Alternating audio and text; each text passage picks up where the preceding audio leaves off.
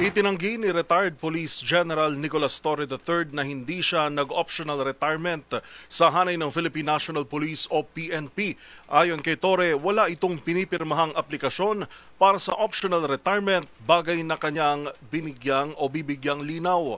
Una sa balita, si Edniel Parosa. Edniel. Yuel, itinanggi ni dating Philippine National Police Chief at ngayon General Manager ng MMDA na si Nicolas Torre III na siya ay nagretiro na sa hanay ng PNP. Sa panayam ng DZH 2x2, unang sinabi ni Torre na wala siyang pinipirmang optional retirement. Talabas yan sa inanunsyo dito sa Campo Crame na epektibo ang pagretiro ni Torre nitong Enero 19 sa misa ng Napolcom Resolution No. 2026-0029. Kasabay yan ang petsa ang pagtanggap ni Torre ang kanyang bagong tungkulin sa MMDA. I-clear ko pa yan in the next few days sa ibang mga concerned agencies, concerned officers. Ganun po. Hindi kayo nag-apply, General? Hindi ako nag-apply. Wala akong pinirmahan. Panawalag ni Torres sa Pangulong Bongbong Marcos ang magdedesisyon kung mananatili sa mother agency ang isang opisyal kahit na may iba itong function sa ibang tanggapan ng gobyerno. Sa katunayan, nangyari na raw ito noon bagamat hindi na nagbigay pa ng halimbawang general. Pero kalaunan, inamin din ni Torres sa parehong interview sa DZH na siya ay nababahala sa kaamtungan ng mga harassment cases laban sa kanya buwat na naging trabaho niya sa PNP.